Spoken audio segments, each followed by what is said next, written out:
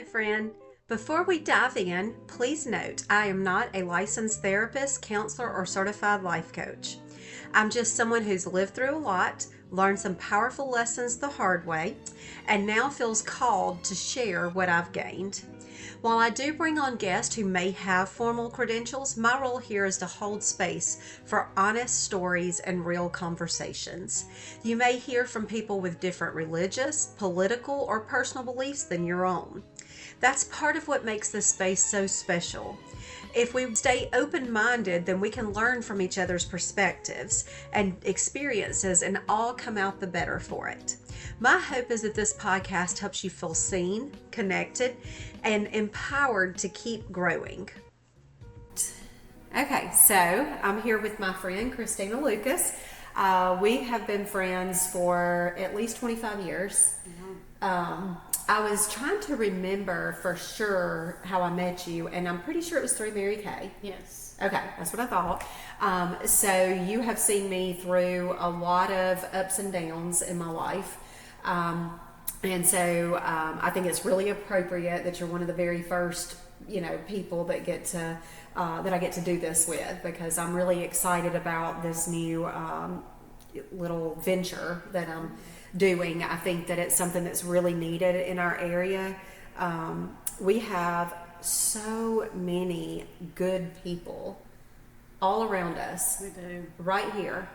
And what I have found, the more I have networked with some of the people from the chamber and different business, now that I've had my own place for a year and kind of gotten a little bit of a taste of that world too, and I've networked with some of these people, is that people don't realize how much more than just a retail spot someone is. Yes. And so that's one of the things that I was super excited about you going into business for, because I've seen both of us struggle through our recovering from some childhood traumas. Yeah. We both have had some addiction issues. Yeah. That we have fought our way through, and we've definitely had some relationship issues. And I think that one thing that we both have in common is that we tend to look for the best in other people, give lots of chances, but ultimately we have a warrior spirit that refuses to not be treated the way we deserve. And that, I think, is something that is really special about you in particular. I know that I have watched you through the years do all these different things. And so with the business that you have started, first of all, I'm going to let you introduce that and tell us a little bit about what Elevated State is and what you offer there. Okay. Well, we are a retail storefront, the first 25% of the building. Natural healthcare products, so clean ingredients, shampoos, conditioners, laundry detergents, things like that, to kind of get the chemicals off the surface of the body. Okay. And then, of course, Stormy teaches holistic wellness, so she teaches about the things that we ingest, the foods, about essential oils, which you know all about. I do something like Reiki. Is the best way I know how. It's more about it's like mystical experiences. Okay. But it's basically energy work, and so I offer those private sessions, and then we also do events, usually a couple a month, where it's community events, cacao ceremonies, and energetic healing, and emotional balance, because that's what the store is about. Is just help people come into alignment with the mind, the body, the spirit, coming into alignment and all those things, and whichever aspect of that needs help, in a person, that's kind of what we focus on individually with that person. Okay. So let me recap. The storefront offers a lot of natural products. You're trying to help the women who are out there looking for cleaning products, clean body products, clean, things that they can use safely. And I've been in her store and I have bought several cute blankets. I love the blankets from Bali or India. They're so cute, so pretty. I like that it's 100% organic cotton and natural fibers and that sort of thing. And us being in the area that we're in, it's kind of more challenging, I think, to get people to be truly health minded. It really is. Yeah. For some reason, I didn't expect it to be as challenging as it is, but it's just bringing things to the awareness. And a lot of times I met with just people are just not in a space to really care about it, Right. Unfortunately. Yeah, so that's what I was about to say. I was going to say, what do you think the reason is that so few people in our area are health-minded? But I think that some of the reason I already know, and that's that so many people are in survival mode. Yes. They can't think about what chemicals might be You're absolutely in right. the food that they're eating because they're just lucky to have time to eat before they go to bed. Exactly. I mean, because that is a portion of it. Is people are we're so busy. Everybody's just work. Yeah. Gotta make money, and then take care of kids when you get home, and then hopefully get something decent in the body before you crash out at bedtime. Yeah. And so it is like time is a factor as well. It's because it's really hard to make the switch. Oh yeah. Depending on the phase of diet that you come from, if you were Right. raised in a really unhealthy, childhood situation, it's really hard because it's a whole life change. Yes. It's unlearning one whole way that you've lived your whole life, and then starting new and trying to do something new, and it's really hard. And so for me, this process has gone on for years. Yeah. Of unplugging from the foods and making small changes, unplugging from even the laundry detergent is a big one for me because I like Gain detergent breaks me out all over. I get hives from it. Okay. So I obviously have some allergies to the things in there, but looking into it deeper and finding out that really chemically we're all kind of allergic to these things. Yeah. Because our bodies really weren't meant to take all these things in. Yeah. But so for me, it's been a process and it's taken years. And so I also know that when I encounter people that are just in the space that they are, that I know I've been there for one, and I know how hard it is to make the change. Yeah. I watch some of our mutual friends like on Facebook that have gone through, recent health journeys, and I see like how far they've come, but I've watched them too, and it's taken years, to really get in the mindset to be able to make those changes. It's a hard thing. Absolutely. And I think that it's really good that you're pointing out that it's taken years, because I think most people look at people like my sister is a very health conscious person and is a very well-known member, of our little community for being such a health-conscious person. And I think that most people think that she's just, always done that and always been that way. And they don't realize that, it started and it's little bitty changes through the years. It is. And I don't think, me asking the question, why is it so hard to get the people in our area to be more health-focused or health-conscious? And we said some of the reason is survival mode. Because, I do look around and see almost everybody feels overwhelmed and too busy, and confusion. Confusion plays into it because we are given a lot of misinformation. Yes. And that's where I think probably the thing I've been the most fearful about starting a podcast is that for the same reason that a podcast needs to be started. So we're in a small town where not a lot of people have information to the truth about true health and what that means to have your mind, body, and spirit in balance. I won't say everyone is taught misinformation, but there's a lot of misinformation out there. And then there's also a lot of people who just don't want to entertain the idea that they could be possibly wrong about something. Yes. So there's a lot of different little moving parts that are why this is hard. But also one thing that's hard about putting this information out there and sharing it is the fear of the fact that we are in a small town and how often people judge and, words are spoken about people who are simply challenging the status quo. We're not, doing anything horrible, or forcing anything down anyone's throat, just giving people access to here's some more information that you may not have heard before. Exactly. And you can take it and do what you want with it.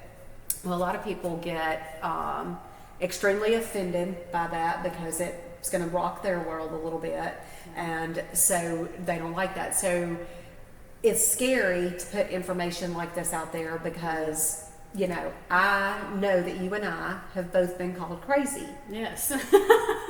By some of the people who will be watching this. Absolutely. They'll probably be the first to watch it. The first to watch it, like, what are these crazy two up to now? And what kind of, But here's what I do know about every person in history that has ever made any kind of real and lasting difference.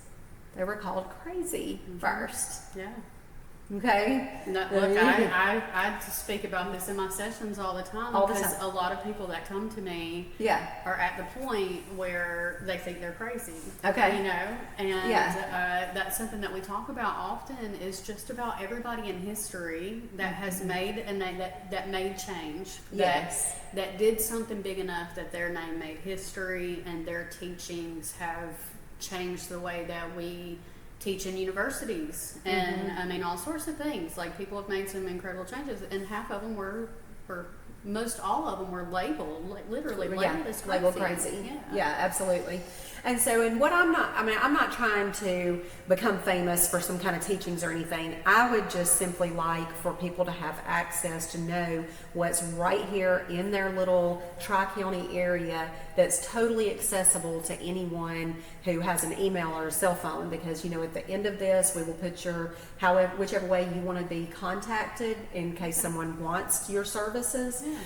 We'll put that on here, and that gives them another person that they know is like-minded to them. Right. And so I think that that's huge, and that's really some of the way that this will spread.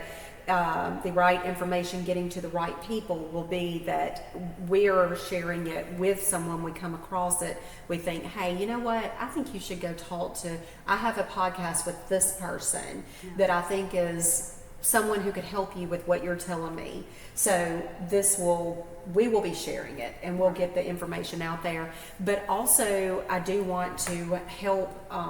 Starting a business is not easy. Nope.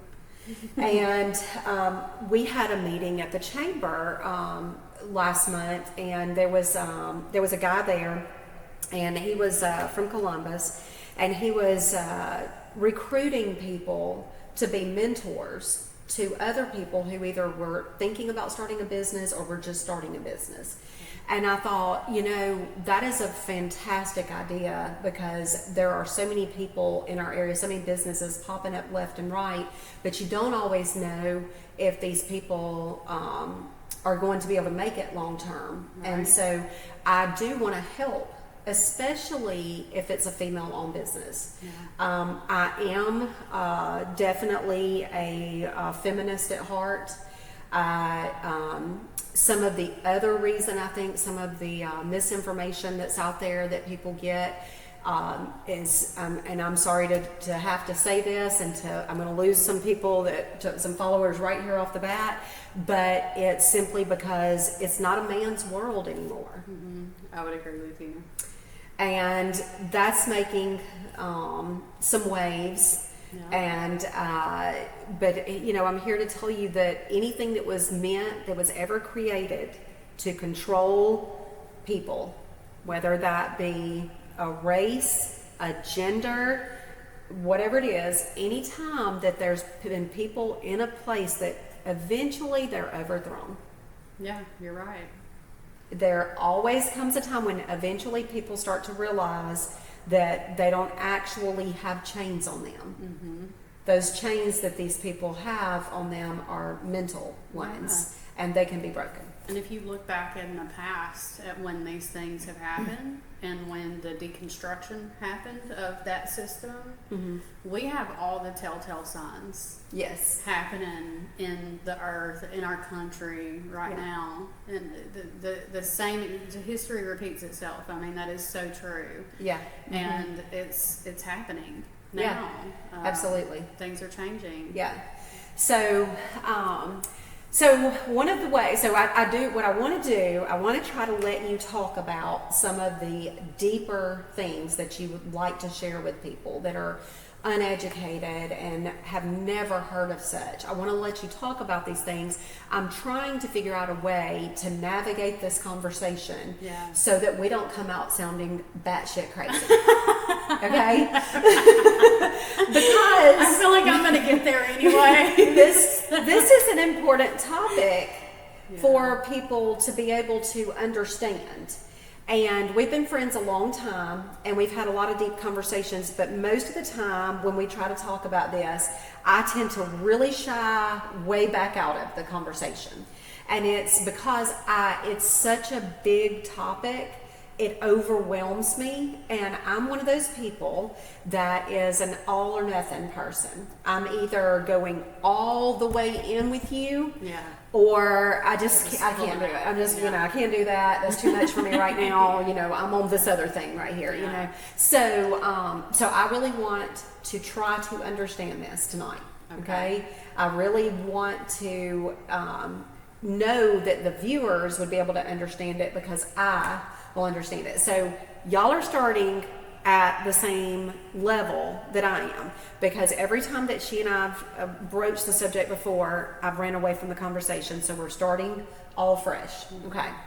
So let's start with what you said earlier about some of the services that you offer. Okay. And helping people come into alignment, mind, body, and spirit. So first of all, tell me, what does that mean?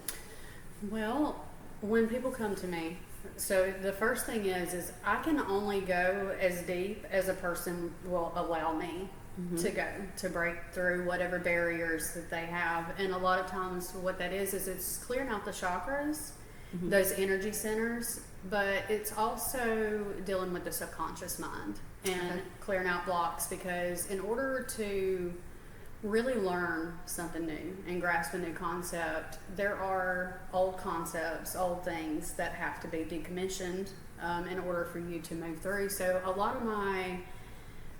of my personal sessions are that working through subconscious blocks. But then for the people who have kind of gone beyond that and just are extremely open-minded and also trusting with me and allowing me to get in a place, that's where we get into like fun channeling sessions and really doing energy work. And you can look throughout history, laying on of hands have been a thing for ages.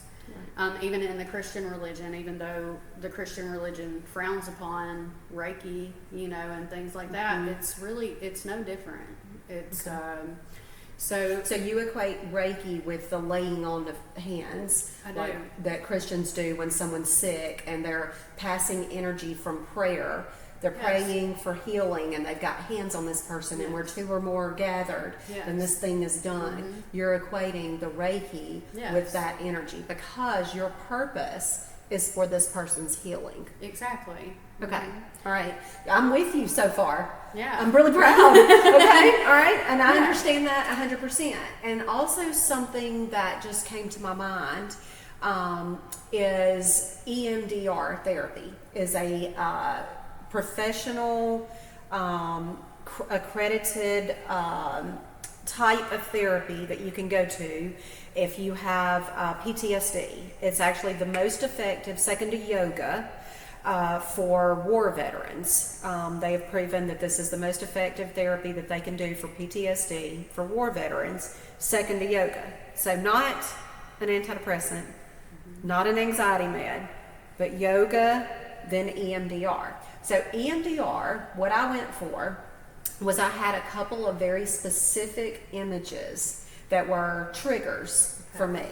That if I was not in my logical brain, in other words, let's say I'd had a few drinks, then my subconscious could be triggered because my emotional, everything wasn't being regulated the same. My inhibitions were gone or whatever. So I could be really easily triggered by something, and it would cause me to react uncontrollably because I was under the influence, right? So fast forward, I've gotten sober. I've had some therapy that has went in, and I held these little paddles, okay, and the one would vibrate in my right hand, then one would vibrate in my left hand, and that would go back and forth, and she had me recall the traumatic experience. Okay. So I'm sitting there feeling these, going like this. My eyes are closed, but tears are flowing down my face because it's a very, used to be, I could think about it like this and tears would just start flowing, or I'd have to leave the room. Yeah. But now when I think about it, I remember it. That happened. Mm-hmm. It's not happening right now. Right. I'm okay. Mm-hmm. I'm safe. This is a sad memory, and I can grieve it. It's terrible that happened. Right. But it's not now, and I'm safe, and I'm okay, and I don't lose my mind. Yeah. So that, what you said about clearing blocks, made me think, is this just a version of that? Well, it's kind of is-ish, it's all of these things. I think for all of us who are following our universal callings, our the thing that we're meant to be doing in life, as we start feeling a call into those things, I think we kind of all become healers to a degree. Yeah. So, I've had 2 of my male clients that the first one told me that he had been in 5 years of therapy and had never gone as deep as in one session with me, and had never, it's literally left my house a changed person. Okay. Second, I've had, multiple, there's actually 3 that have told me that they've been in therapy and that nothing has ever helped to That's that. much. Yeah. But, to look at it from my perspective, whereas those people have had those experiences with me, for me, like hearing you tell about the therapy that you did, it makes me want to say, I should have did that, like back some years ago. Yeah, you know, and went that route, because I didn't. I did my healing through yoga and through meditation, through spiritual alignment, because I've made a post on Facebook before about the mind, body, and spirit, because if you start working on either one of those 3 things, it pulls the other slightly into alignment. You you work on the spirit, the body will start communicating with you about what it needs to be in alignment with this new spiritual upgrade that you got. And the same thing with the body, same thing with the mind. You start clearing out the mind, working on the subconscious, same thing. That subconscious gets clearer, it starts communicating better with the body, with the spirit, and just working things into alignment. So I did yoga, things like that to heal. So I was going to ask, so what originally led you into deciding to offer, like what started your healing journey? Like what were you healing from with the yoga and the meditation? And a lifetime of stuff. So when did this start, where you started working on it through these methods? Probably I call it an awakening, because it's what happened. I feel like I just got to a point that was so severe on the nervous system, on everything. Everything was just completely out of whack due to a lifetime of abuse, childhood abuse, that led to, the past that I carry, that led to horrible relationships, abusive marriages, just all the things. And at some point during my last marriage, I think I had just had enough. Like I got to a tipping point within the self of, it's either you've got to do something or you're gonna die. I mean, right. It was just to that degree. So I tell people, what it basically happened was I had a Kundalini awakening, is the best words that I know. Okay, explain what that means. Well, if you look back in, is it Hinduism, I believe, if I'm not mistaken, they talk about a serpent energy that is coiled at the spine, and that once it begins to rise, it clears out the chakras, makes its way to the top, and now your chakra systems are clear. You have gained the serpent power of the Kundalini, is the best way I know how to put it. Okay. But when it started happening to me, of course, I didn't. I was a Christian, and Yeah. I'm glad you said that, because this is where I'm going with this. Okay. So I was a fully devoted Christian, devoted to Jesus. I had multiple experiences in the multi-dimensional realms with Jesus, spanning back since I was in my early 20s. But that grew. Its intensity grew 10 years ago. And I was having some very unique experiences ethereally with Jesus, with angels, things like that. And so during my Kundalini awakening, Jesus was the only spirit guide I would let in my sphere, because that's what I had been taught. It was only that thing. You know, that was the way, and there was no other way. Right. So my Kundalini started activating and it would put me, I didn't know that I needed to do yoga to help with all this. I just knew that my body was telling me, stretch. Okay. Stretch it out. You've got to stretch out these joints. And, of course, then you learn about fascia and, you get into learning all that. But when it happened to me, I had no idea. I just know that I'm in my floor twisting my body in ways that, it was just, but it was relief, because everything was just crazy. But that was probably 7-8 years ago, I guess, when that started. And then after that came literally Jesus, my only spirit guide that I would allow, and started teaching me about energy and how it works. And so I don't hold any certifications. I've never read a book on Kundalini or energy work or Reiki or any of the things, but I learned from the guides that have been around me, trying to guide me for quite some time. I just had to I had to finally step into it and quit telling myself I was crazy, because that's what everybody had told me my whole life, with the experiences I was having. And I finally had to get to a point where, okay, like I'm not crazy. Like, this has been happening my whole life, and it's led me from point A to B to C to like now where I'm at now. It's just like we've gone through the alphabet multiple times at this point, So one thing that's happened for me with having been at one point say fully devoted Christian, and in the doors every time the church was open, and helping in lots of ways, serving, and all of that sort of stuff, to having you called it an awakening, right? I'm going to say I just had my eyes opened to what a lot of people will say, well, the church is filled with sinners and not saints. It's a hospital for sinners and not a haven for saints. Well, that's true, and that's sort of like, I get that you can't judge an entire group by a couple of people, and that there's always going to be what people consider hypocrites, because no one can be perfect and that sort of thing. However, for me, what made me want to start to move away from religion per se, and just start relying more on the personal experience that I have in my body, in my spirit, with the experiences of the spirits of other people that I encounter. I decided that I was no longer going to affiliate with something that was a business. And I'm sorry, but I just haven't found any type of organized religion that isn't, in the long run, a business. Okay, and so you can always find the truth when you follow the money on anything. You can always get to the source of things. And for me, and I know that some people will say, well, that church, did wrong or whatever. It's not all churches. saying my personal experience, okay, was that I was basically helping the church to grow, okay? I was a pink Cadillac driving Mary Kay director, very good at selling and recruiting.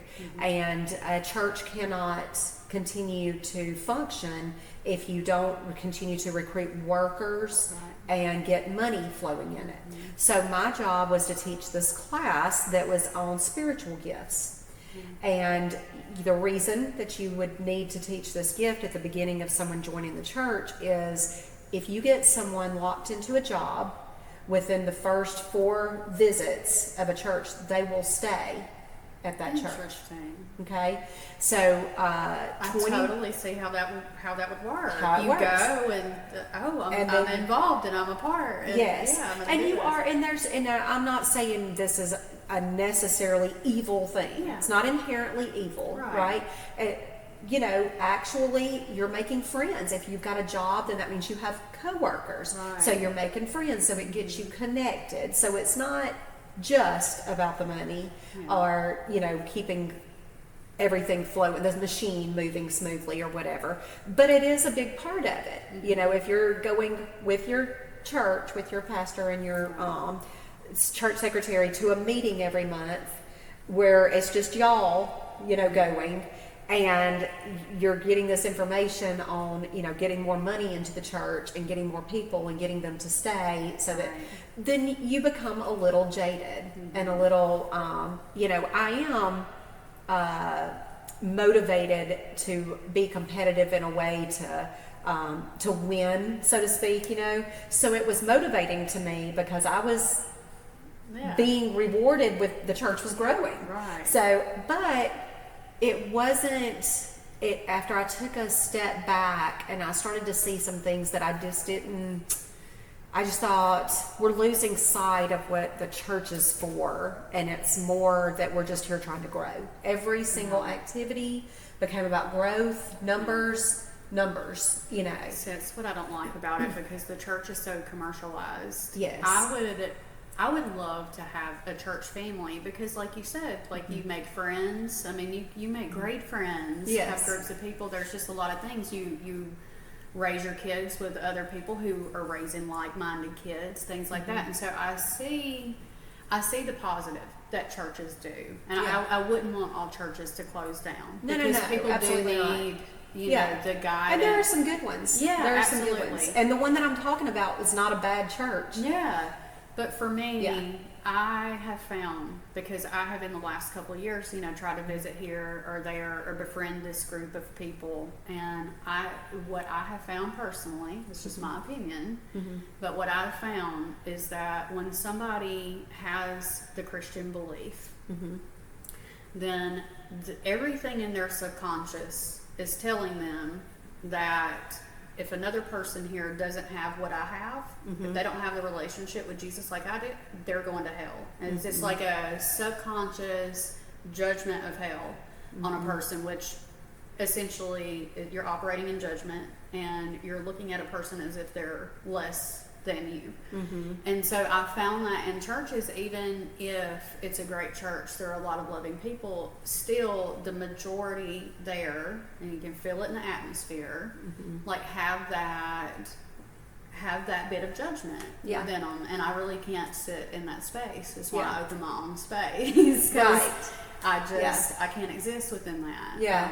I think Jesus taught a wildly different message than what is being preached today. Yes, yeah, and that's so for me, it's the fact that I want to be able to have a disagreement with you about something, and you be willing to have that conversation with me, and let's talk it through to the end. Right. Versus, no, because I said so.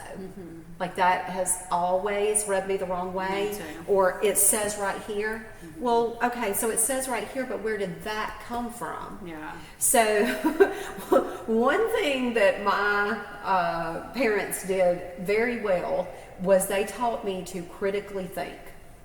There's not very many people who have parents who will let them we would have the conversation. It wasn't because I said so, or because we would get to the why, the explanation, and so I've never just accepted from anyone because I said so. Yeah. Not a preacher, not a doctor. Yeah.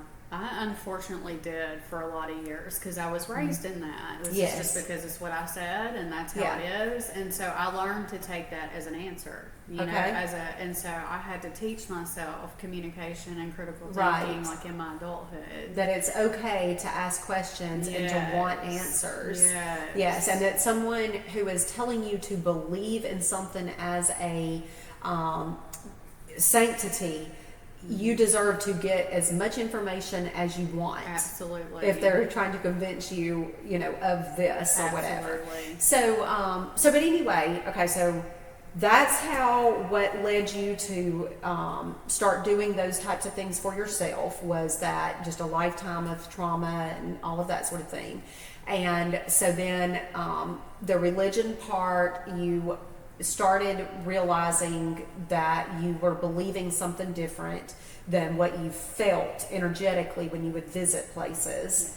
And you would like to have a place to go but it's not there. So you're kind of in a way creating a church for people who are wanting to dive deeper and understand the truth. Yes. Okay. So where do you think what's being taught in churches now, where do you think it really started straying from what you see as the truth? Like, how did you come to your truth?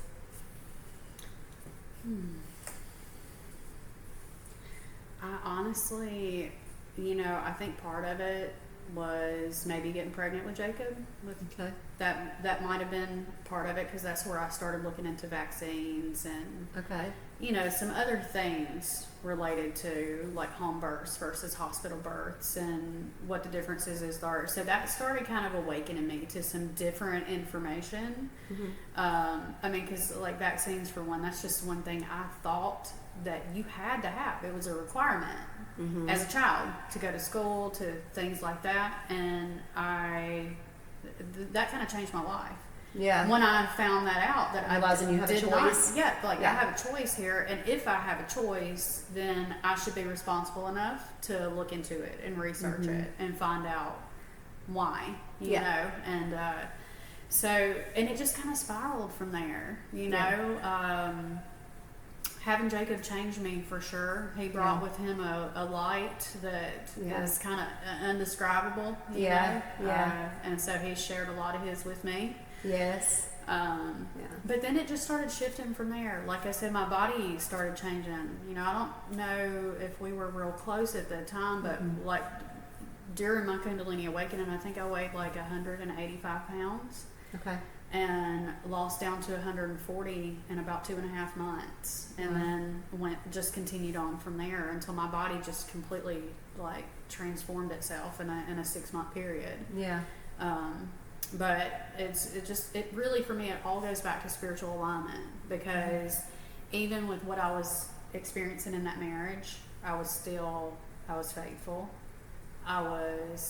Even though I wouldn't leave because I was codependent. So there's the negative side of it. Yeah. But on the plus side, I really did give people too many chances. I thought that, if I prayed hard enough, if I lived enough of my life in alignment, then those things would work out in other people. Turns out it doesn't work like that. They're on their own path. That's right. They're on their own path. So it ultimately was about healing myself. And letting go of the codependency and dependency on other things too. Like you said, we both struggle with addiction, on and off throughout our lives. So there was a lot that I had to shift and change, but a lot of that spiritually I was already doing. I was already living a pretty spiritually whole life. So this is one thing that I know. I feel like we probably had a little bit different way that we did during our partying or addiction struggling years or whatever. I was more on the side of reckless abandon. I mean, like total reckless abandon, and push the limits of what society says is not, you shouldn't be doing, and let's just go all in and make everybody feel ashamed for me. You know? So I've always been that person, right? No, I was for some years. I feel like, I know you well enough to know this, that even in your reckless abandon stage, what you might view as your reckless abandon stage, you did it cautiously. I did. You are more of a thinker. I'm more of a feeler. You are, I think, always looking at things and trying to figure out, is this person good? What's the energy here? And so I've seen, even though it didn't look like I was capable of noticing We've had some fun nights. these things, I know that you are seeing, is this person a good person? Is this person, where I was just, whatever, it didn't matter. We're going to live forever. And you're more like, well, not if we act like that. Let's wait. Maybe not go with this person. Yeah. So I will say that I do know that about you. And so when you said that you were still a spiritually whole, person, I think of you as, and that you were loyal in that relationship, even though you weren't being treated properly. One of the things that I think probably some people who are judging you might be very confused about, and they don't know you, so they don't know, but they think that you are doing these things that I know you ain't. I know.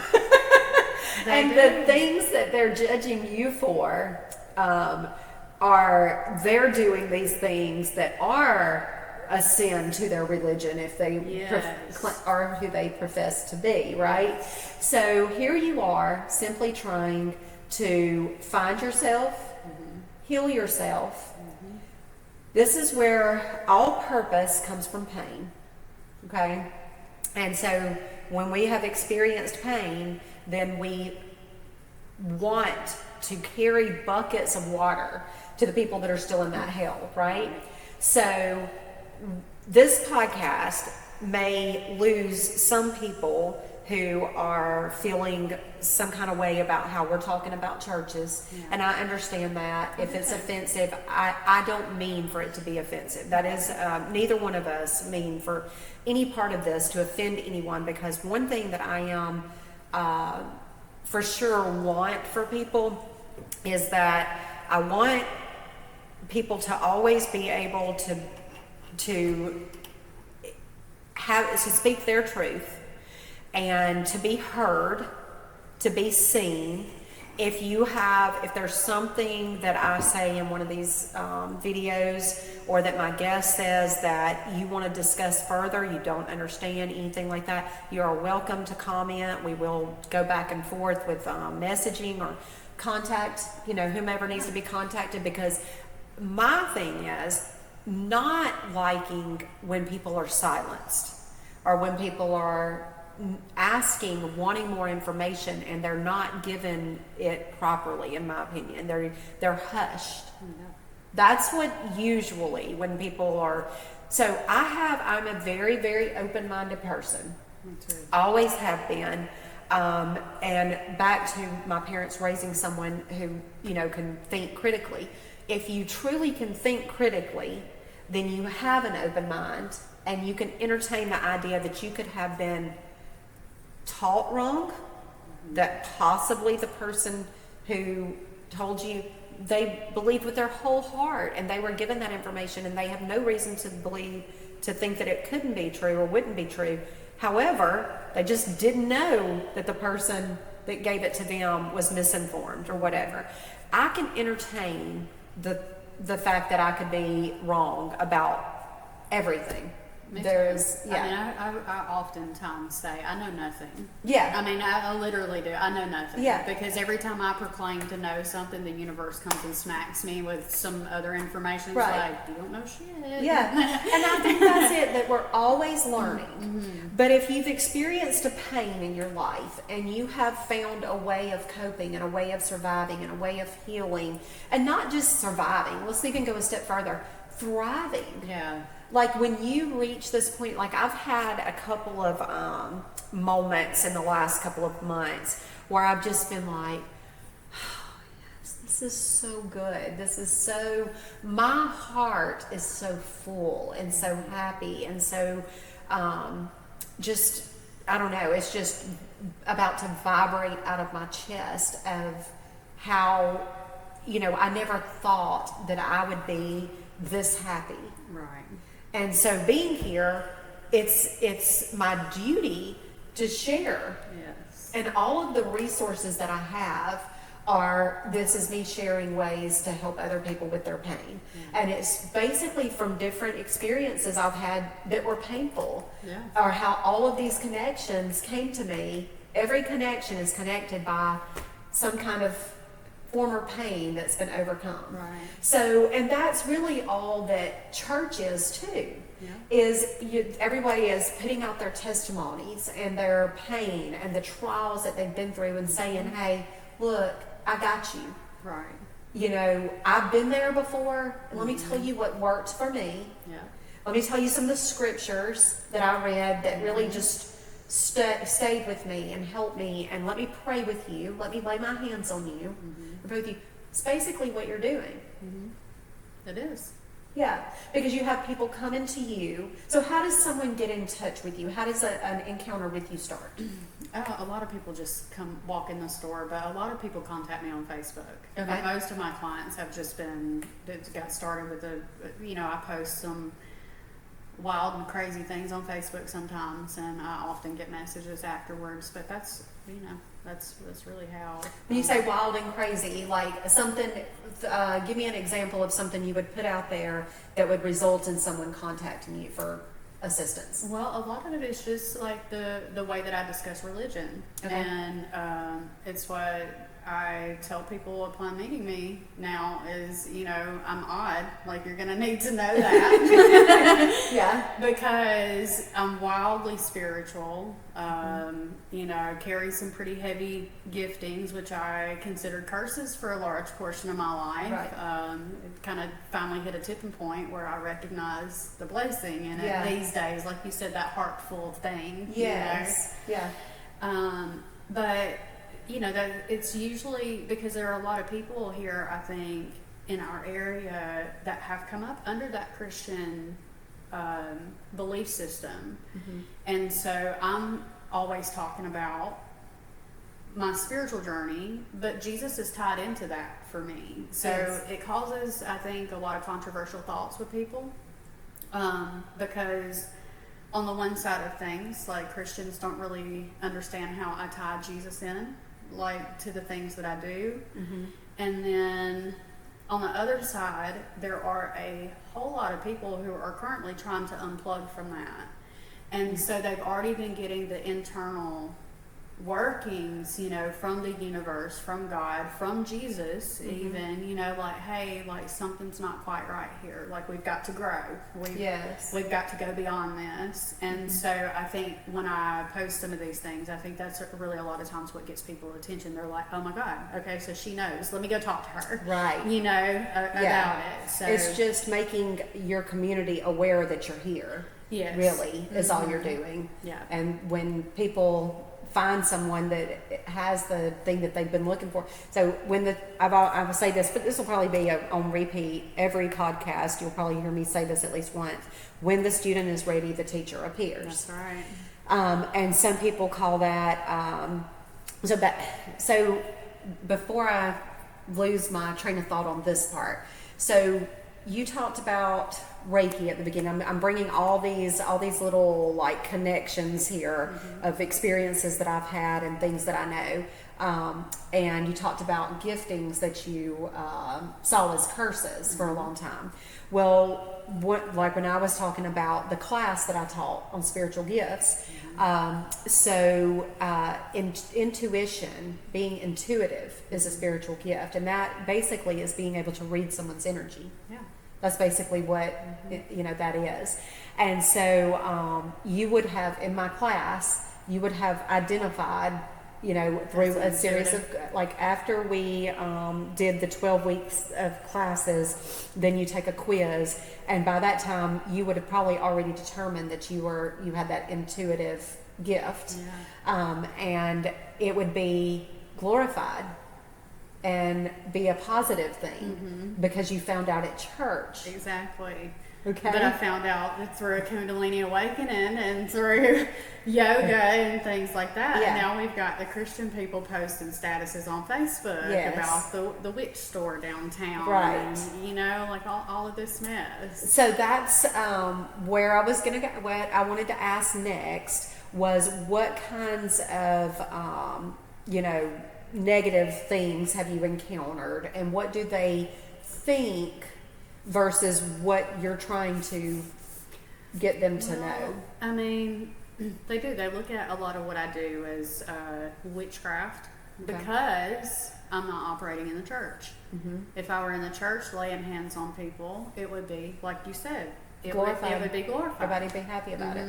But since I'm doing it in my own business, in my own way, I've pulled out of the Christian religion because I no longer just channel the Christ energy. I've multiple entities. I've spoken with Buddha. I actually got to sit in Buddha's consciousness for a couple of days. Okay. So that was pretty incredible. Yeah. But I wouldn't have been able to do that a couple of years ago or a few years ago when my subconscious blocks would have kept me from being able to access those things because I had judgment placed on other religions, on other ways of being. But so now, I mean, even, I do speak about Hecate sometimes, which is the goddess of witchcraft, I believe, if I'm not wrong on that. I've not done a whole lot of research on her, but, but so I think that people hear things like that and think that I'm doing some type of witchcraft, and it's not that at all. Right. It's the same thing that Jesus did.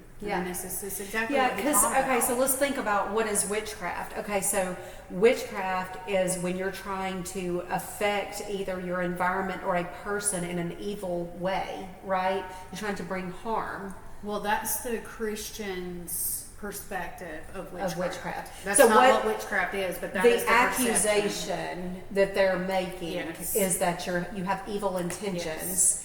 And are trying to somehow encourage people to either be evil or do evil. Exactly. Okay, so, however, the only stories I've ever heard you tell, or any that I know of, any experiences, people that I know that have come to you, have been, one told me that she felt encouraged, specifically related to relationship, that she felt like she was worried about what her next relationship would be like, and that there was encouragement and not a negative, look towards that, not a you can't trust any man thing given to her, not a anything negative. It was a positive, every session that every I have, session it's is you're always trying to help someone that feels like they are being blocked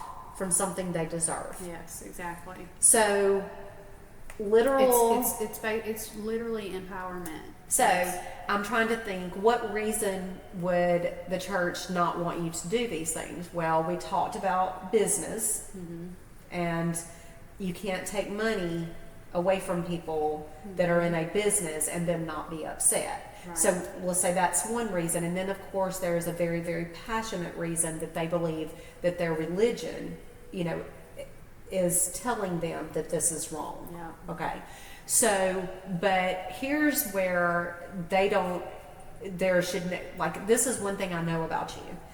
You are incredibly intelligent.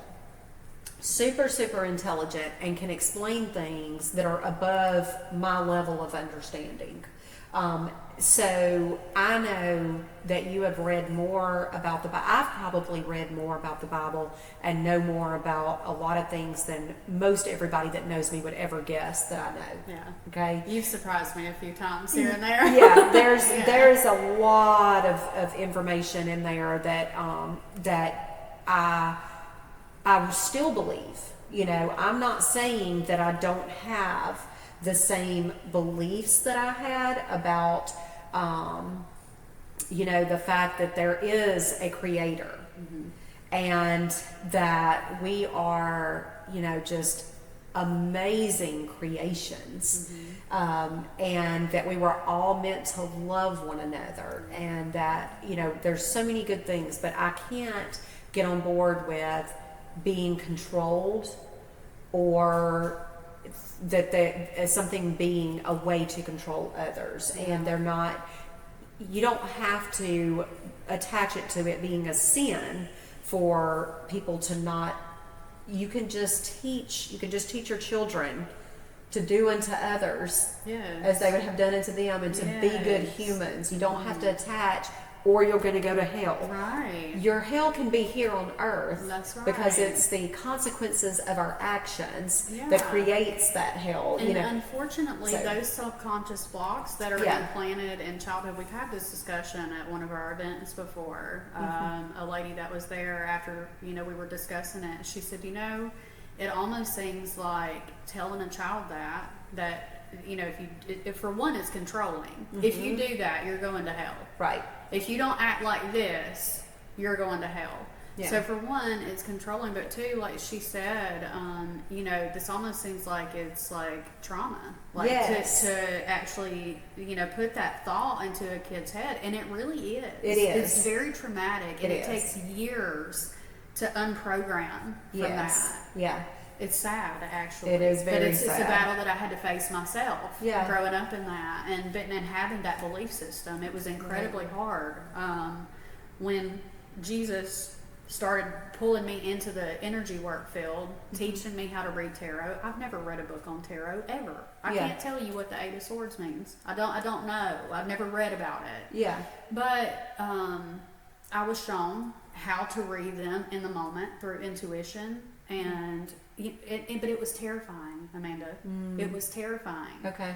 And for good reason, because once I started moving into that, following my calling, for my internal calling, for my, you know, spirit guides that have been with me my whole life, and experiences I've had my whole life, I lost everybody. Yeah. Every Christian friend I had was out the door because now I'm evil.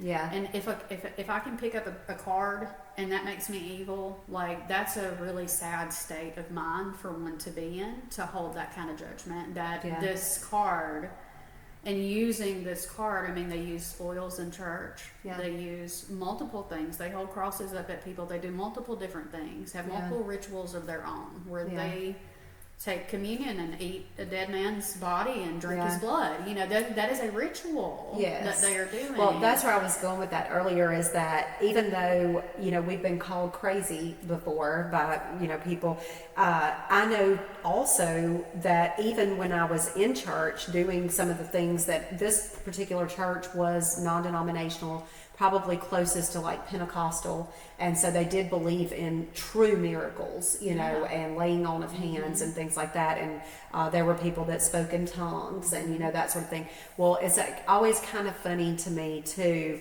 that every church will judge each other too. Yeah, you know, because I was called crazy back then too. Me too. When I was at the crazy church, I was labeled crazy. So I guess I was already used to it before I learned how to start thinking for myself and saying that if there isn't a place that believes the way that I believe, then I'm okay with not having to be in an organized religion. I can just be me and be good to who I want to be good to, and create my own network of people who believe like me. And what I have found that has been really surprising is of late is that as we've been growing this self-care army, that it has different people, all sorts of different belief systems. I've got some like Baptist, strong Baptist belief, hellfire and brimstone, you know, all the way to agnostic, no, don't even believe there's a creator, you know, completely atheist, like, you know, all the different kinds of people. But none of them seem to be judging each other.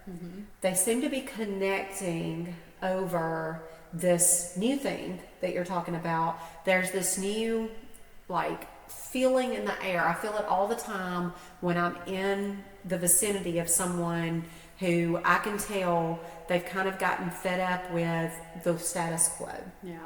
And this, everybody living in this weird way that we're living, where we're not connecting with each other anymore.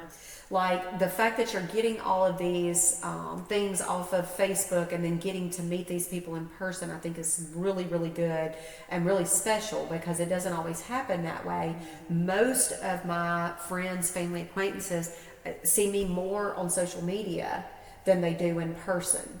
And so I'm kind of coming back to this feeling of I have to be in people's vicinity again. This surface level of connection through social media and stuff is not where you're not ever going to get any fulfillment from it. You might get information. It is a way to get information to the masses, but connection. I completely agree, and I learned that lesson when my Facebook account got. Yeah, I remember that. So, where are you? So unfortunate. I was devastated. I'm happy about it now, but it was devastating. But I found that, you know, because I literally lost everyone in a second. And some of these people, like I was having daily communications with, some of them just touching base once every few months or every few weeks. Talk about drugs. I did not remember these people's names. I've talked with so many different people all around the world, all over the country, and I had gotten in this place of comfortability of, even though I'm not face to face with these people, I still, like, I have them. Yeah, I can talk to them tomorrow. And then when my Facebook account got deleted, it was devastating because I lost everybody. But it really did make me realize how we really don't have anybody that we think we have just by being on social media. Yeah, you don't.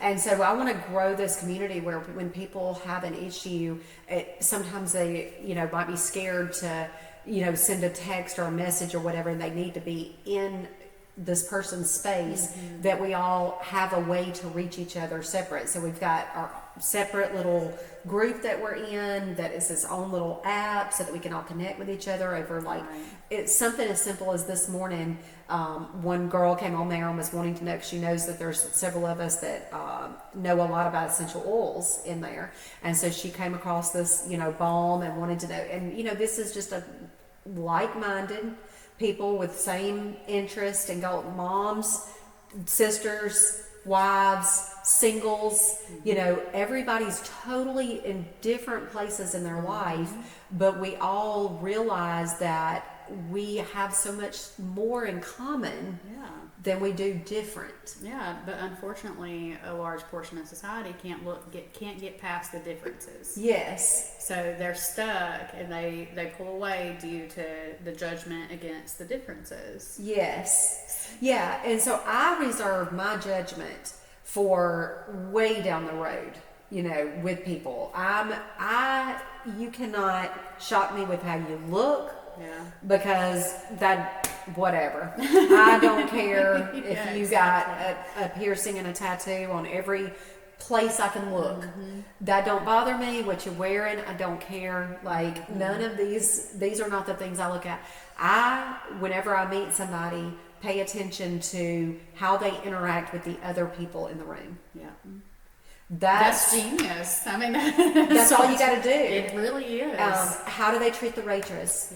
How do they? And that was another thing that I was going to say that I know about you. One of my favorite things I've heard you talk about since you opened the store is there's a kid who is a acquaintance, I would say, of my daughter and her friends, and just precious, but feeling disconnected from his community.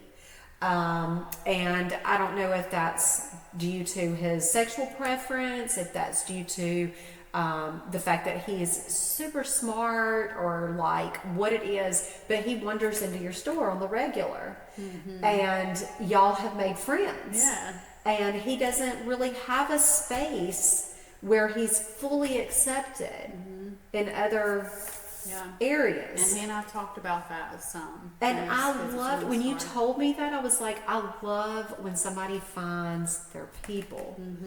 And There's nothing like there's it. nothing like it. You will never replace full, true acceptance with all the surface level stuff that's being shoveled down our throats That's now. right.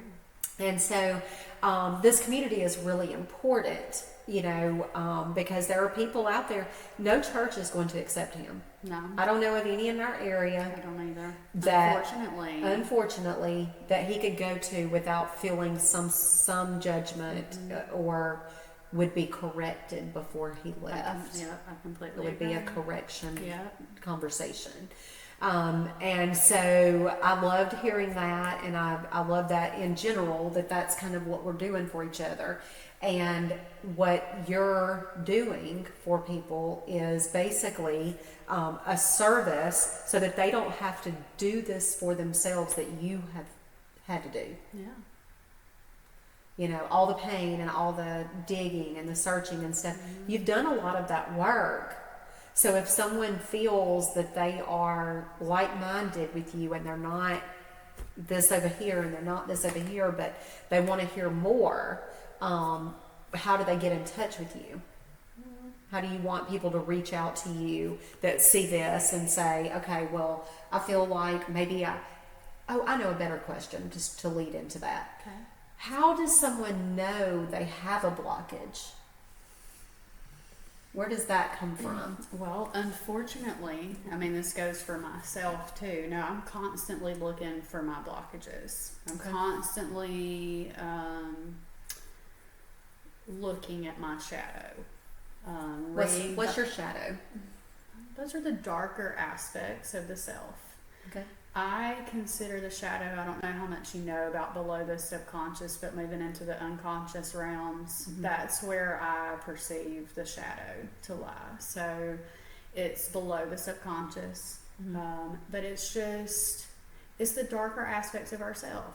So like if I know that I still, even though I would love to be a truly non-judgmental person, Yeah. if I know that somewhere in my spirit I do tend to judge people on, let's just use laziness for an example.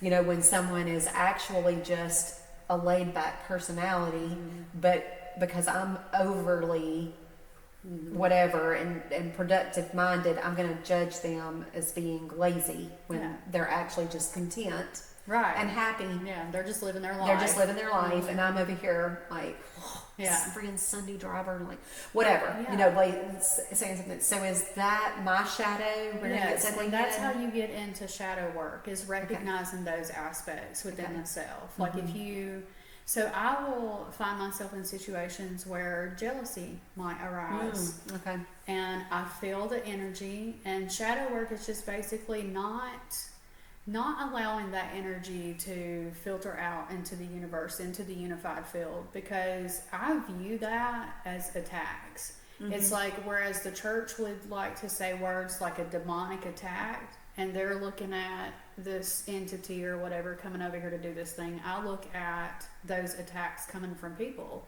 Okay. And that's getting into the shadow realm and what, the basis of the human existence. And so so for me, if I recognize like, oh, I just felt like I just got a tinge of jealousy, let me analyze that. Let me study into that and know that that's my stinky energy. It's not that person. They haven't done anything, because they shouldn't be able to affect me at all. Right. So- This is a tough thing. Yeah, so it's recognizing, okay, I just felt that way, and I need to obviously work on the self. Let me recognize this pattern, logically think through why I should not feel this way about this person, and kind of release those those feelings and emotions they're in the body too. I'm sure you probably know that, but the stuff is in the body. Yes. And so getting it out is not just a process of forgive me for my sins, or well, I was gonna say it sounds a lot like you're praying. So like in a Christian perspective, you would say, okay, I felt jealous of so and so I'm gonna go say I'm sorry, for my sin of jealousy and covetousness or whatever, and please forgive me. But instead of saying someone needs to forgive you, you're saying I need to forgive myself. Yes, and I need to let this go. I need to do the inner work to not be that person anymore. Because so it's basically just working on yourself to be a better, more whole person. And when I say whole, I guess maybe whole's not the right word. A more caring. Just a better person. There's no other word. Better. Well, yeah, because once you realize that your vibrational state is what attracts things into your life. Mm-hmm. So if you're operating from a place of jealousy or judgment or hate or any of the other, perceived negative emotions that we carried, that is what the universe is reading you all the time. Mm-hmm. And so if you're actively working to operate in unconditional love, peace, joy, the things like that can really make a difference in the person's life that's sitting in front of you, which of course hate can make a difference, huge difference to the person sitting in front of you. But so if you're operating on those positive sides, the universe recognizes your vibration. Mm-hmm. I don't really care too much for your words. The English language is just has been created by man. We now, have evolved to have vocal cords that we speak these words through. But at the beginning, it was all about vibration and what we're putting out. And so, for me, shadow work is just like, okay, I want to win at life. I want to enjoy my life. I want to live in peace. And so it's one of them is making sure that I get those negative things, that I recognize them about myself and evict them out of my life. Yeah. Because it's not pleasant for you either. No. It's not just about, I had a negative thought about this person. It's also, who wants to walk around with a jealous, you feel ugly, like crap. And unfortunately, like jealousy, I want to be happy for other people. Yes. And unfortunately, jealousy doesn't really present itself like that and say, oh, well, I'm making you unhappy. Yeah. It's just the energy is in there. Mm. It ultimately does make you feel like shit. It just does. You're unhappy, you're feeling away, all of that. But people live in it, day in and day out without even really recognizing that it's even an issue in their life. Yeah. So if someone was struggling, if they were unhappy, then you would say that clearly there is a block. Just straight unhappiness is enough to know there's a block somewhere. Yes. Mm-hmm. So this person would be a good candidate to seek help from you. Absolutely. Okay. So let's tell me a little bit about what an experience. So I schedule this with you. I know that I have some blocks, and I come to your business, and you walk me into this. I know you've got this room set up in the back that looks a lot like my massage and facial room. Mm-hmm. So you take me in there and get me into a relaxed state, I'm assuming, right? Yeah. Okay, and then you start what? Every one of them is different, okay. But I generally like to start with a short conversation just to see if there are any things in the surface of the mind that they're dealing with at the moment. Because if they are aware of it, we can generally get through that pretty quickly. Mm-hmm. Then it's analyzing the biosphere, the energy of the person, and sometimes I get channeled messages that come through for that person.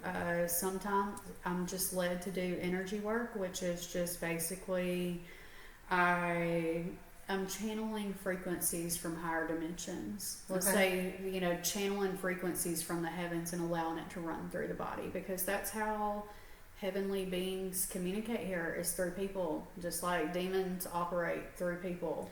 That sounds like speaking in tongues. to me when I hear you say channeling messages or you know, is like whenever we talk spiritual gifts, and speaking in tongues is one of the gifts, and there would be an interpreter there. So you're just hearing it and interpreting it.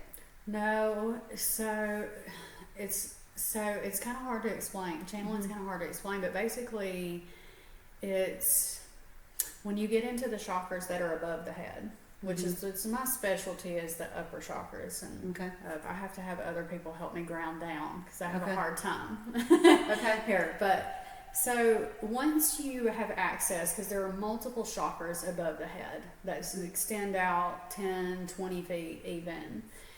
Once you open up those chakras, you get access to different points in the universe. This could be different lives you've lived, but ultimately for me, I like to channel from the ninth dimension, which is just basically where like the Christ sits and Buddha sits and Nikate and things like that. So I don't get a whole lot of channeled messages that are like just coming in to give an interpretation, but it's more like channeled transmissions. It's more like the information kind of is being filtered through my brain, and I'm generally telling stories that, you know, that relate to my own life, but through the manner of the message that come through.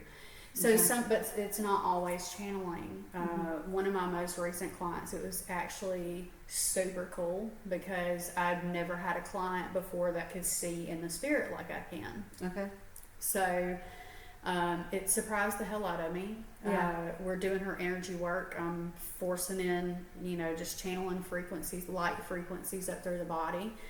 And I get up and I tell her I'm going to clear out her upper chakras. And so I get, and I've got her head and I'm pulling energetically. I'd already forced the white light in, and then I'm pulling out any darkness that I can find out of the system. And so I'm pulling, and it's like a thing popped in the top of her head, and this black stuff come out the top of her head, like a plume of smoke or something. And I was like, oh, well, I don't know what that was, but something just broke loose. And she said, no, I saw it. She said it looked like black smoke just come out of my head. And I was like, how? I didn't even tell her in the moment. I was so like stoked about it that she actually saw that too. But so that's kind of what it is. It's just energy work. It's clearing out the energy body. And once you start clearing out the energy body, everything else, again, like we talked about before, everything else just starts kind of coming into alignment. So after that, the physical body, like when she left, I'd never seen this girl in the level of peace that she left my shop in. And I've known her for quite some time. So it was just an incredible experience. I got to watch the blockages get removed and that negative energy come out. And then I saw her settle into a new way of being, to a peaceful person just in a moment. And it's so they're all different. Every session Everyone's different. Every person is different. You know, place that you can receive from. Some people are in different places where they can receive things and others are not. I'm sure you've had some people to come to you and there be such a level of skepticism that it was really hard for you to. There's nothing that can be done.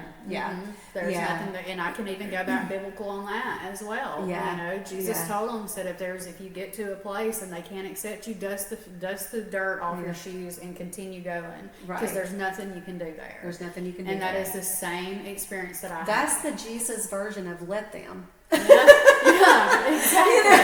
You know, that's his way of saying, you know, let them. And that is, that's one thing that what I was talking about earlier and kind of got sidetracked is about me being open-minded. So even though some of the things that you talk about, when you're talking about the black smoke and her, and see, this is beyond my level of where I could actually, like, I don't understand it enough to actually be able to be there, say, oh, well, yeah, I believe that happened. But I also don't think so highly of myself and my knowledge that has been given to me thus far to to think that I have the right to say, that's crazy. Right. That sounds bananas. Like, why would anyone believe that? And that's like, oh, we might as well end this podcast because everybody thinks we're crazy. Right. I don't care that there are some people who won't be able to receive that.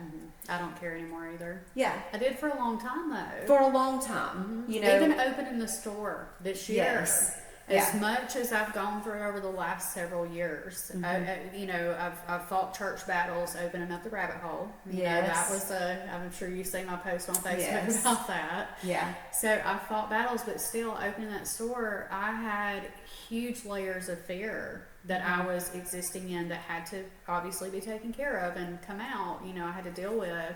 But it was hard because of the judgment in this area, and people perceiving that what I'm doing is evil or wrong, or I'm leading people to hell because I'm not telling them that they need Jesus to get there. That some other man did the work that they need to be doing, within themselves. Right. And so anyway, it's been really hard. Yeah. But I do not give a shit anymore. Yeah. I'm over And that's kind of how I am too. I'm just like, here's the thing.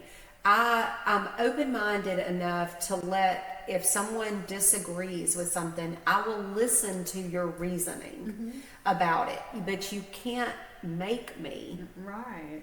And that makes people upset. It does, don't it? People don't like it. Controlling people do not like it when they can't control you. Absolutely. And that's what a lot of the issue is. It's just it's something that people view it as something that needs to be controlled. Yes. Unfortunately, that's the society that we live in. Yes. This goes beyond families and religions. I mean, this just goes to a nationwide or even a global scale. That it's definitely part of the human condition. Right. Is the controlling aspect and thinking that we need to tell other people how to live their lives. What to do. Yeah. How to do it. When to do it. Like, this, it's wild to me.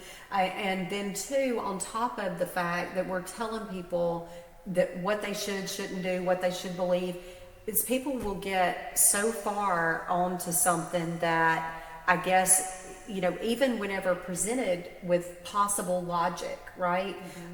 Something that could possibly prove it, they absolutely won't even let you tell them. They don't want to know. They don't want to know. But see, that gets into once you start, and that's why it's so hard to give up those subconscious blocks, because once you do, if you allow yourself to work through a block that's a heavy block, like a religious block or something like that, then there comes the crumbling of how the last 20 years of your life would have been lived completely different had you not held that thing. You wouldn't have treated this person like this. You wouldn't have made this decision. Your life would be wildly different had you not carried what turns out to be a block. So they're hard to give up because the subconscious has to really, or the self has to be really willing to accept things about itself, about the way it's lived its life, you know, decisions it's made based on those blocks. So some people will never give them up. They'll die with them. Exactly. Yeah. And I've noticed it, politics is something that I never try to get into because it's just, it's so many people I see are having political debates with no political knowledge. They have just jumped on this side or that side, and they will fight to the death. I know, right? That it's this side or that side, and these people are idiots, and those people are not. They don't, you can't fault people for what they don't know, right?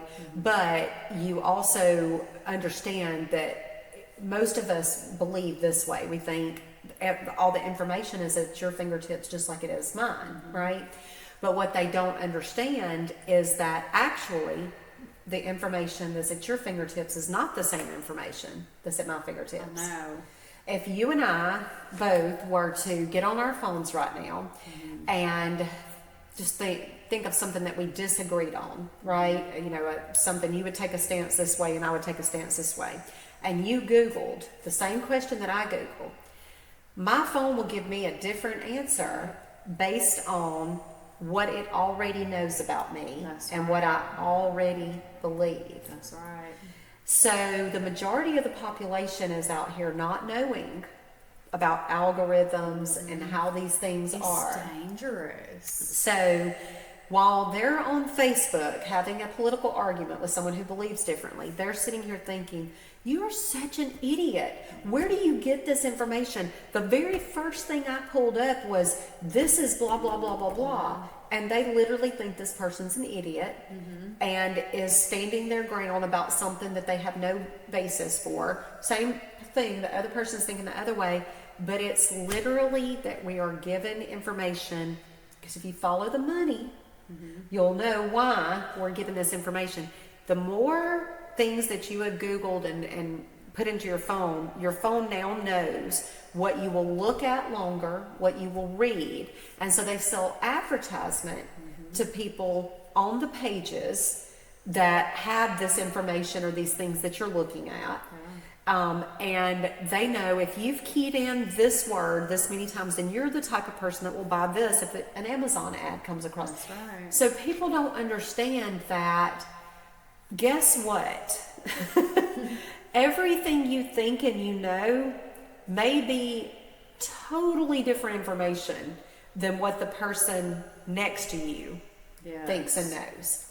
Look, and AI has given us a good dose of this. Yeah. Like the heavy use of AI these days. I've seen, just people all over Facebook putting their screenshots of what their conversations with AI, and I want to tell people, like, guys, AI is beautiful. Yeah. I love it. Use it. I mean, it's great. But, like, don't form an emotional attachment or take this to heart. Just allow it, use it as a tool. Yes. But beyond that, it's really showing us how these algorithms and stuff work, because it speaks directly to what it knows about the person. It is an expert people reader. Absolutely. And it has every word known to man in its pockets, and will use whatever words to speak to each person's perspective of reality. Right. And that's how Google is set up. That's how Facebook is set up. And so we're getting a really good taste of how it works with AI. So what I'm thinking is that with the point I want to make for people to understand is that while you may not understand the information that she's putting out there, it is good, valid, true, light giving, love sharing. It is all of these positive, beautiful things, and none of these evil, negative things that some people are portraying it as. Anything can be portrayed like evil and negative and can be used that way, put in the wrong hands. But when you have someone who has endured pain and come out the other side and done all of this hard work and is trying to share her information with people who are struggling and still in the fire, you can't call that evil. What are you doing? Yeah, that's what I would like to That's ask. trying to help people. Yeah. Where are you putting out good and light and providing a service and trying to encourage people? Like, because if all you're doing is talking about someone who's doing it differently than you might have some shadow work. Exactly. Doing, right? Do the shadow work. So I just wanted to throw that out there, because I find that to be the case with a lot of people, is that everybody thinks that the information they have access to is the holy grail. Yes. And they can never entertain the idea. I can sit right here and tell you there may be all the things that I think are this may be entirely something else. But guess what? If you show me that information, give me time to process it, let me look up and validate it. If I find that you are correct, I will say you are correct. Me too. I was Same. wrong about this, and I've noticed in our news, where I was going with that politics thing lately, is that a lot of people who have stood their ground on this being a certain way, I'm starting to see that some people are having to say, oh my God, I thought that this person was this, and we may be going a little, this may not be what we thought, and they're having to admit that. And it sucks to have to admit somebody or something that you fully believed in and had every belief in. It's hard. Isn't who you thought they were, and they're not. This isn't, you actually made a mistake, and this isn't. But we all have been there. We've all, the ultimate thing, it has to be for the good of everyone, for the most people. That's the, I think, test is how are we trying to affect each other. So when you talked about AI, made me think about how much I love ChatGPT. ChatGPT was my best friend until on this trip to Mexico, my daughter had the nerve to share with me how bad it is for the environment. Yeah. I did not know the environmental repercussions. And I am an environmentalist, and I have been since before it was cool. Yeah. Okay.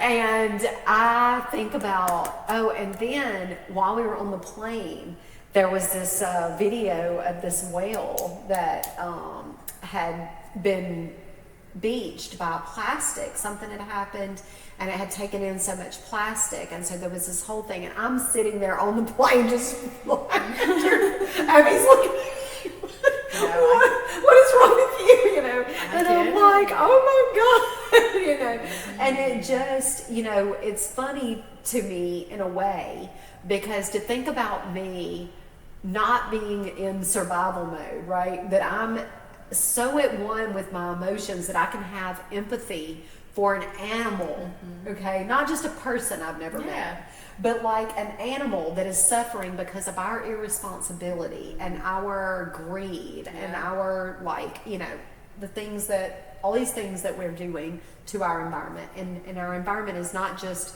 people think about it as, we want clean rivers and clean lakes and stuff, but we're talking about beings that are being harmed by our laziness, greed, and all of those things, right? It really is. Okay. So the fact that I'm out of survival mode, okay, so whenever you were saying earlier about the body storing these things, the very first thing that comes to my brain is The Body Keeps the Score. It's a book that is written for trauma survivors. And it's psychologists talking, and that's where I found out about the EMDR being so effective for veterans. But also in this book, it does talk about how trauma is stored, in your body. And I feel like basically if nothing else, if nobody takes away anything else from the things that you can offer, I would say helping people to understand that the trauma that they've endured is stored in their body until they process it and help it exit. Yes. If that is the one thing that you are doing for our community, it is so good. It is so valuable. It would be glorified if you were in a church, or if you had credentials after your name that said Dr. So and so, but because you're just a layman, a person that has gone through the school of hard knocks to get this information, people don't look at it the same. But I'm here to tell you, it's just as credible, it's just as valuable, it's just as valid. A lot of things that people go to school for that they can get apprenticeships for, now. And let me tell you something about what I've learned about doing both being an apprentice and having an apprentice, okay, is that we're all just, every teacher, every class that I went to get this certification or this whatever, it's really just people that are sharing their experience. Yeah, or sharing what they read in a book. Yes. And, we're all just helping each other because, hey, it's basically, hey, I've been there, done that, felt that, know what I did that helped me. And if you're trying to help people, that's all that matters in the end. Yeah. You're not trying to hurt anyone. You're not trying to control anyone. I just want to see people set free and walk out the door and live a happier life than they were when they walked in. That's my only goal in my sessions. I love that. Have a happier life than when they walked in. Come Yeah. back and see me if they need to. You Yeah. know, if not, hopefully they go on and live their life and just do better. You know, like become better. Yeah. And I think So that's there's what it's no, about. so with this kind of thing, they get to choose when they have their next Yes. And see, thing I with don't you. try You don't to say, push- oh, you got to start coming every 2 weeks. No. You, I yeah. hate that. I hate Okay. that. I And was people do wondering how it ask works. me. I have Yeah. people ask me, you know, especially if it's their first session. Okay, well, how often do I see you? Yeah. And I'm like, well, that's up to you. You know, Yeah. if you feel like you need monthly sessions or biweekly sessions, by all means. I mean, I'll book you. But Yeah. I mean, a lot of people, I just highly recommend that they come see me when they need me. Yeah. Because a lot of times it is that, like, somebody's going through a really hard space Yeah. and will reach out and be like, Kristina, I don't have anybody else that I can talk to about this. Can I come see you? And so that's, a lot of my sessions are like that. They're just when I'm needed. But, Yeah. I mean, I have some on regular, but Yeah. I don't push anybody to ever come back even for a second visit. I That's feel like great. they will if they need to. Yeah. You know? That speaks volumes to me right there, as far as something to say back to any critic, you know, is how many times have you ever gone somewhere and someone not encouraged you to rebook before you leave, or told you need to become an XXX, or that you need to give X amount of your check to this, you Exactly. know, thing. You know, I think that whenever you leave it entirely in their hands, you're doing Yeah. That's Yeah. the way I would like to be Yeah. treated. a good thing. Yeah. Yeah. Well, that's So kind of that, and that really is kind of my motto. I've been through a lot, and you know this. Just that, Yeah. and I try to treat people the way that I like to be treated. Which these days, that's with a lot of respect, because I'm Yes. just not going to be treated any kind of way Right. these days. And Yeah. so, I treat people accordingly. I Yeah. treat, you know. So, one thing I was going to ask with the shadow work, and I feel like I already know the answer to this, but I'm going to ask it anyway just to allow you this. So a couple of years ago, I would say that you were in, or maybe even just, could it be as little as 1 year ago, I feel like you were in a place of feeling a lot of anger. Oh, a yeah. lot of like anger and rage That and was stuff. part of my shadow work. That was part of the That was shadow work. when I finally Yeah. hit my shadow, when I Yeah. finally got, because it is a process of Yeah. getting there and getting back, you Yeah. know, from it. Yeah, when I hit that shadow realm, I was mad. I remember that you were really, you were going through it. You were going Yes. through it. I was. And I was witnessing it, you know, and I was trying to be understanding, but I didn't understand. Yeah. You know, and that's, I think, another thing that's kind of hard about this kind of stuff sometimes, is that everybody thinks that they have to, and I think this is how sometimes religion becomes more at you instead of for you, you know, Yeah. is because a lot of us think that we have to fix everything right now, you know, Yeah. for people. When somebody's going through a hard time, it's okay to actually just be there beside them. Yes. And these days, that's what I prefer. Yeah. I've been in that space Yeah. years ago, and I'm not saying that there aren't times, but Yeah. most of the time, if I'm reaching out or I really just want somebody just to be there. To be present. Yeah. And that's what I realized when we were on that trip and Yeah. you were going through what you were going through. And at first I was trying to like throw up possible solutions. That's my Yeah. go-to. My go-to is I want to fix everything for Yeah. everybody, you know. People pleaser and fixer upper. Me too, No, girl. girl. Love being a people pleaser. Fixer upper. I used to too. I know all about it. So anyway, when you were going through that, at first I was throwing that information up there and trying to help, and then I realized, just like something spoke to my spirit that says, let her be mad. It's okay. That's it, and that's exactly what I needed. I just Let her be needed mad. space to And not. so I was to- like, all right, I'm just going to stay sitting right here.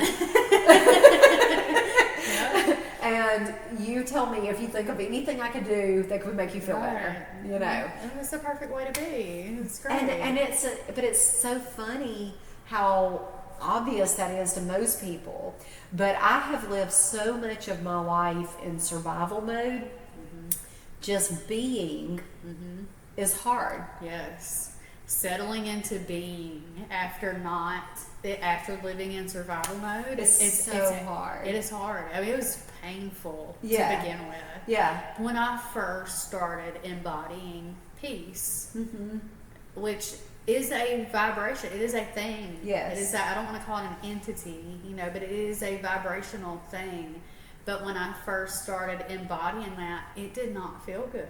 Yeah. It did. I recognized that it was a beautiful frequency and how it felt, but it was painful to exist in, because then all of that other stuff, the opposite of it, the way that the things that I had lived in my life without it, I had to accept all of that stuff. So it was quite painful to settle down into peace. It's actually something that's taken months and months of trying to embody my body.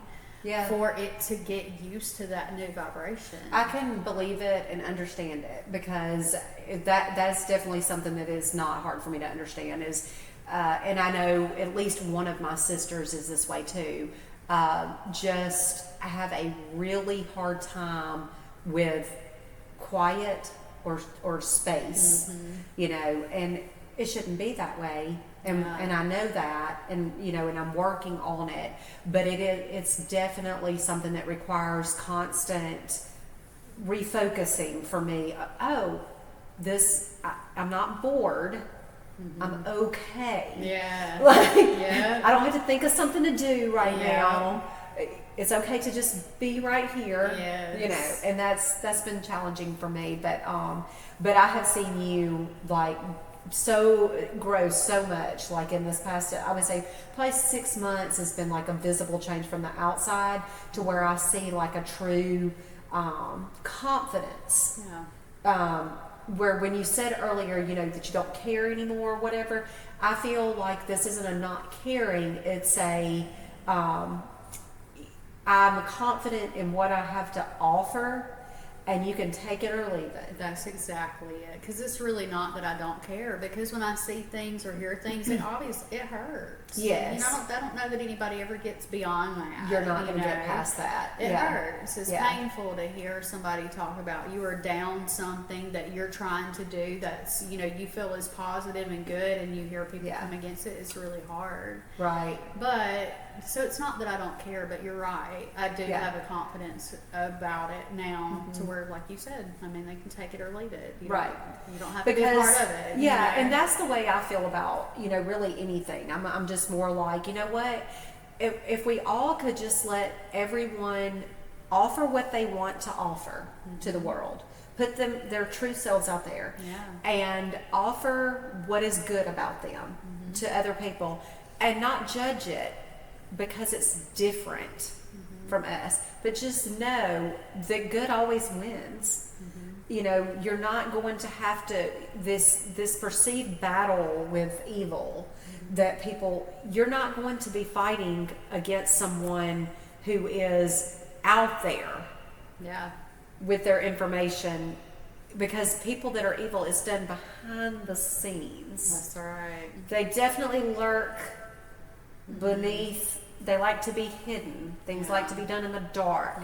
Things like to be done in secret. They like to divert your attention somewhere else while they have a meeting over here. That's right. So you don't really have to worry about people that are trying to put out there that we want to help someone.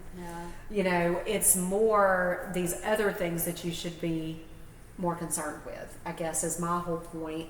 And like one of the main reasons I wanted to get you here to put this information out there is because I think people are afraid of something that they shouldn't be afraid of. I completely agree. So throwing all that out there, and I'm sure this is probably going to be one that when the questions come, I'll need your help to answer the questions. I don't know enough about it to answer some things. I love answering questions. Yes, and I know you do. talking with people. I love it. So I'd be happy to. So I'm trying to think of if there's anything else that we haven't covered that would be important. I'm so shocked that we're at an hour and a half right now. Really? Yeah. So, wow. And I don't really, I'm trying to think of anything that I feel like needs to be cut from it. And I think that we actually stayed on track. I think so too. And I think we've covered everything I can think of. Yeah, I can't really think of anything. That There's people nothing need to know. lingering. Yeah. Yeah. So I think we'll just call it early, Awesome. and say, I'm really appreciate you coming and talking about all the things that you have to offer. And I haven't talked about Stormy yet, but I do want Stormy to be one of my guests at some point, because she does the sound bowls. And when you're talking about energy in the body, and we're talking about the way that we're living with social media and all that stuff, she clears sound energy blockages, which I think is super cool. I love music. I've always have been very musically inclined, and just think when I went to the first sound bath that I went to that Stormy did was at the Sportsplex by the plane, and it was so relaxing that I think I did fall asleep at one point. It was just so peaceful and so relaxing. And, a lot of people think that that's weird and that that's, foo-foo or whatever. But here's my thing. Out of all the things that we put in noise-wise, if you can have someone play something that, to me, sound bowls sound like, I don't know, like Indian or Hindu type meditation music is what it kind of makes me feel like. And it's very peaceful, very calming. It reminds me of the same feeling that I used to have when I would go to altar call. Like, and you would have altar call, and that, the music's playing and everyone's eyes are closed. Some people are knelt receiving prayer, but some people are just in their own little, world. That feeling of connectedness to my spirit is the same feeling that I got when I went to that sound bath. And I was so like, oh my gosh, I love this, couldn't wait for the next one, schedule the next one, brought Patrick with me to the third one, have come back to a fourth one at your business where it's indoors, and I wasn't sure if I was going to like that because I like being outdoors, but again, it was just so the energy of the other people that were in the room, it was so peaceful and so calming, and it was, to me, the experience is as good as like getting a massage, because I felt that much calmer whenever I left. It works. It really does. Absolutely it does. And so, so I plan to have Stormy on sometime as well to talk about her stuff, because that is another thing that y'all offer there, and her classes. I mean, the fact that somebody is willing to sit up there and do the research on what's in our water and tell you what to do to safeguard you and your family from this stuff. Food, like, again, this is about connectedness with other people who are like us that will share these kinds of things with us, because the misinformation that's out there is out there because of greed. And cover-ups. So much of it too. Yes, there's so much being covered up about our food and stuff. That's, we're starting to see a little bit of things being revealed, and some, good come, but we're like 20 years behind every other country when it comes to health stuff like that. It's wild too to think of, isn't it? That we're supposed to be so smart, but we're so far behind, and we will just let someone pull the wool over our eyes like this. Is what's really wild, that so many people are like conditioned to be like sheep, that we don't question. And I guess that's my point. It's okay to question. It's okay to listen to somebody who believes differently than you, and you go back and forth, and you learn something from it. That's right. Even if your mind is not changed, you're learning that there are people out there that believe differently from you. When you're trying to back your point, you find more information, so you get smarter, you get, whatever. So healthy debate is healthy. I love healthy debates. Yes. So anyway, I still can't think of anything else that we haven't covered. So I guess we'll wrap it up with that. We'll leave with that. Yeah, sounds good. Thank you. Thank you. I enjoyed it. Very good. All right.